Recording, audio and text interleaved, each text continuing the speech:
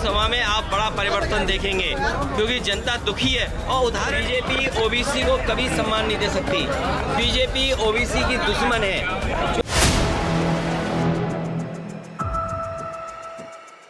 लोकसभा चुनाव से पहले सपा मुखिया अखिलेश यादव एक्शन मोड में नजर आ रहे हैं। अखिलेश ताबड़तोड़ जिलों के दौरे कर रहे हैं। हालांकि तैयारियां हर तरफ से चल रही हैं। मुद्दों को रचने, गढ़ने और स्थापित करने के प्रयास तेजी से हो रहे हैं। वहीं अखिलेश यादव सत्ताधारी दल भाजपा पर हमलावर नजर आ रहे हैं। अब उन्होंने भाजपा सरकार पर अन्याय और अत्याचार करने का आरोप लगाया और इसके साथ ही दावा किया है कि लोकसभा चुनाव में बीजेपी यूपी में हराएगी। निकाय चुनाव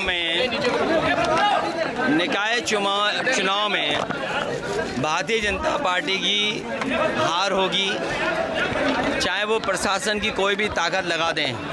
जिस तरीके से महंगाई, बेरोजगारी बढ़ी है और जिस तरीके से बिजली के बिल आ रहे हैं, और नगर निकाय क्योंकि शहरी क्षेत्र का चुनाव है, न ये लोग कूड़े का इंतज़ाम कर पाए और तब न सफाई का इंतज़ाम कर पाए।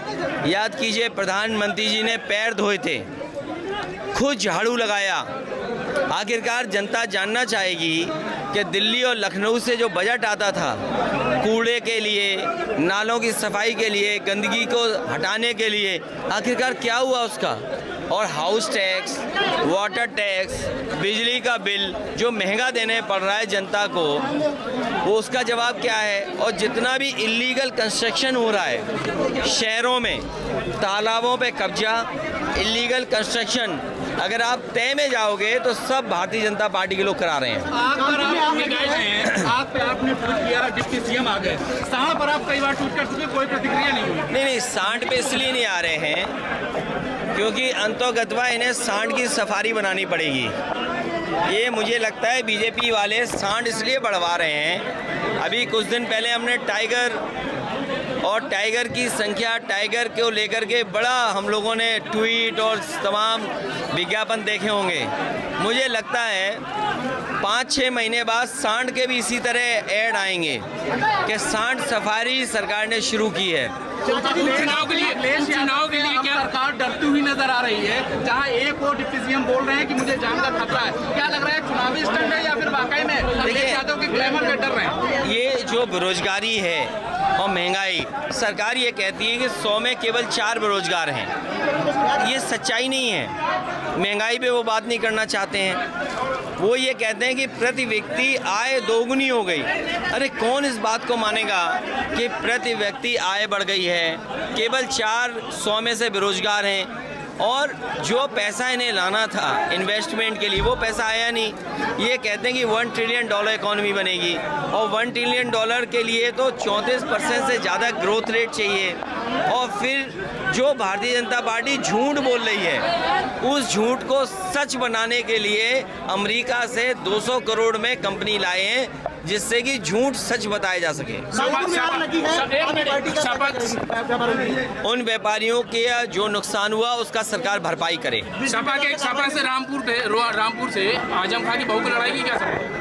आजम खां की बहू की लड़ाई की, देखिए वो आदरणीय आजम खां साहब और समाजवादी पार्टी तय करेगी कि आने वाले समय में जब चुनाव होगा, अभी तो पहले तय हो चुनाव कब होगा, और चुनाव जब होगा तो पार्टी प्रत्याशी तय करेगी। उमेश कांड अपहरण केस में आजम खां को सजा हो गई है, तो अशरफ ने ये बताया कि उसका एनकाउंटर हो सकता है, क्योंकि किसी ने कहा उसकी एनकाउंटर कर दिया जाए। वो नाम गलत बोल गए, खैर कोई बात नहीं। अशरफ को, हाँ कोई बात नहीं, नाम गलत बोल गए, लेकिन उससे कोई बात नहीं है। देखिए ये भारतीय जनता पार्टी इस केस को इसलिए चलाना चाहती है क्योंकि उसका लक्ष्य हिंदू और मुस्लिम है।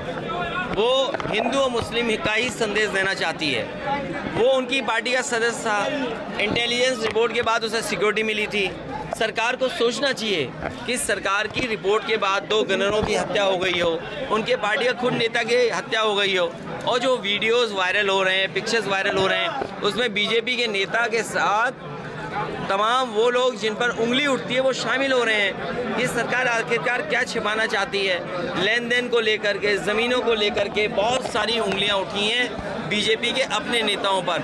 उन सब चीज़ों को छिपाने के लिए जानबूझ करके हिंदू मुस्लिम कर रहे हैं। काशीराम मूर्ति की प्रतिमा की अनावरण करने जा रहे हैं, कहा जा रहा सपा बीएसपी के वोटर बैंक में आप सेंध लगाने जा रहे हैं।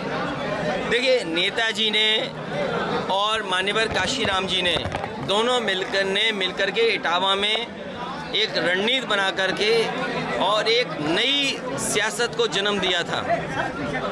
माननीय काशीराम जी बहुत चुनाव लड़े थे लेकिन लोकसभा नहीं पहुंच पा गए थे। नेताजी की रणनीति की वजह से माननीय काशीराम जी लोकसभा में पहुंचे और बहुजन समाज को एक नई दिशा राजनीति को नेताजी ने दी थी। तो इसलिए मैं उनको बधाई देना चाहता हूं। जिन लोगों ने माननीय काशीराम जी की प्रतिमा को लगाया है, मैं उसके अनावरण में जा रहा हूं। बीजेपी ओबीसी वोटर को साधने के लिए राजभर को साथ।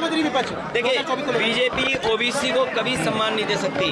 बीजेपी ओबीसी की दुश्मन है। जो लोग रामराज की बात कर रहे हैं वो जाति जनगणना क्यों नहीं करना चाहते? लोकसभा चुनाव के लिए जो आपने रणनीति तैयार करी है, क्या लगता है कि कितनी कारगर होगी? ये उत्तर प्रदेश से हार करके बीजेपी जाएगी और लोकसभा में आप बड़ा परिवर्तन देखेंगे, क्योंकि जनता दुखी है। और उदाहरण के लिए मैं देता हूँ, यहीं पर बुलडोजर चला, माँ बेटी की जान चली गई। यहीं पर पुलिस ने बलवंत सिंह की हत्या कर दी। चुनाव था तो एक व्यापारी जो गोरखपुर में मारा गया था, उसकी मदद की, पत्नी को सरकारी नौकरी दे दी। आपने बलवंत सिंह की पत्नी को सरकारी नौकरी क्यों नहीं दी? बुलडोजर से जिस परिवार को मार दिया गया, उस परिवार के किसी को सरकारी नौकरी क्यों नहीं दे रहे हैं आप? क्योंकि चुनाव नहीं है।